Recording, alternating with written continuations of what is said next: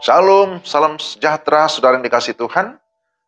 Kita bersyukur hari ini ada kesempatan untuk merenungkan firman Tuhan.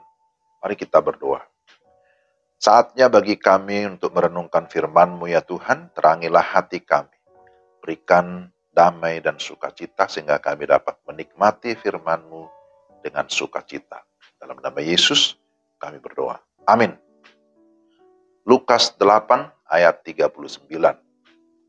Pulanglah ke rumahmu dan ceritakanlah segala sesuatu yang telah diperbuat Allah atasmu. Orang itu pun pergi mengelilingi seluruh kota dan memberitahukan segala apa yang telah diperbuat Yesus atas dirinya. Lukas 8 ayat 39. Tema kita dipulihkan untuk menjadi saksi. Dipulihkan untuk menjadi saksi. Apa yang menjadi faktor penghambat untuk menjadi saksi Allah? Jawaban utamanya adalah dosa yang sudah membelenggu, yang membuat seseorang tidak percaya pada Tuhan. Posisi manusia berdosa yang disebut tidak bisa tidak berdosa, non posse non pecare. Bahwa orang berdosa bisa dirasuk atau dikuasai oleh kuasa kegelapan atau setan. Itu yang kita baca dalam bagian ini, dalam Lukas pasal 8 ini. Kisah seorang Gerasa. Menurut peta, Gerasa itu sekitar 50 km dari Danau Galilea. Ia kerasukan banyak setan yang disebut dengan legion. Legion adalah kelompok pasukan Romawi yang berkekuatan 6.000 tentara. Dia sudah menjadi gila ataupun lepas kendali, tidak berpakaian, tidak tinggal di rumah, tapi di pekuburan. Dia dirantai, dibelenggu, kondisinya sangat menyedihkan, mengenaskan. Bagi orang-orang sekampung dia tidak berharga. Dia mungkin lebih direndahkan. Hewan atau babi jauh lebih berharga karena ada penjaga yang mengurusnya. Dan konteksnya pada saat itu memang di sana ada para peternak babi para penjaga babi. Bagi mereka materi jauh lebih bernilai dibandingkan dengan orang yang sudah gila ini. Kenapa itu terjadi?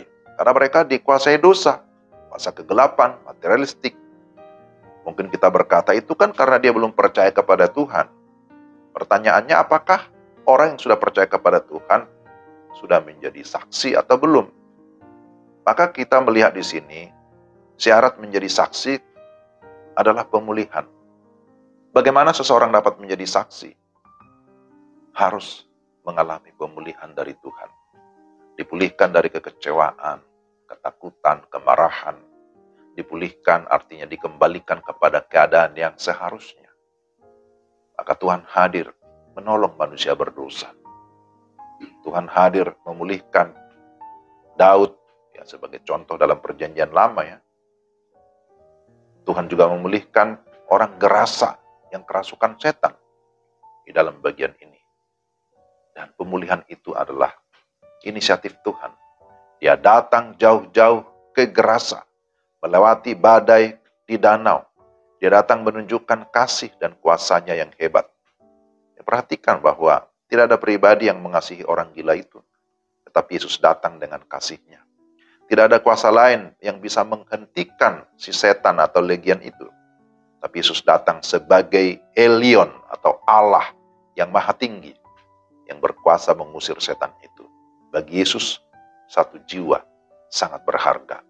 Lebih berharga daripada semua harta duniawi. Maka yang kedua kita akan melihat ciri orang yang dipulihkan adalah memiliki semangat untuk bersaksi. Kita sudah mengetahui bahwa syarat menjadi saksi haruslah mengalami pemulihan. Dia mengalami kasih dan kuasa Tuhan. Dia mengalami kelahiran baru secara rohani.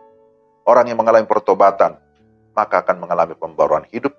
Ada semangat baru yang berkobar-kobar untuk menyaksikan pengalamannya.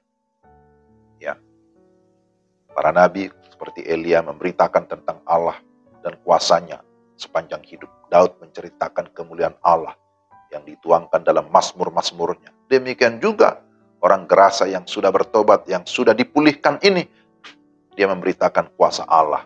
Pertama-tama kepada keluarganya, tetapi juga kepada seluruh kota. Bahkan dikatakan ke Dekapolis, ke 10 kota. Kedatangan Yesus bagi dia merupakan anugerah yang luar biasa. Dan anugerah yang luar biasa itu tidak bisa disimpan, tetapi harus diceritakan, harus diberitakan. Sebagaimana Yesus melihat jiwa yang terhilang, yang membutuhkan pemulihan dan keselamatan. Maka mari kita juga sebagai anak-anak Tuhan, kita pun harus demikian. Kita yang sudah mengalami kasih dan kuasa Tuhan, yang sudah mengalami pemulihan, maka kita harus menyaksikan itu, menceritakan hal itu kepada orang lain, menceritakan tentang Yesus kepada keluarga kita, kepada teman-teman kita, kepada orang-orang lain yang belum mengenal Yesus sebagai Tuhan dan Juru Selamat. Maka berbahagialah setiap orang yang hidup dalam kebenaran, tetapi juga yang menyaksikan kebenaran. Mari kita berdoa. Tuhan, terima kasih. Kami bersyukur bahwa Engkau sudah memberikan kami pemulihan. Engkau sudah memberikan kami penebusan, keselamatan.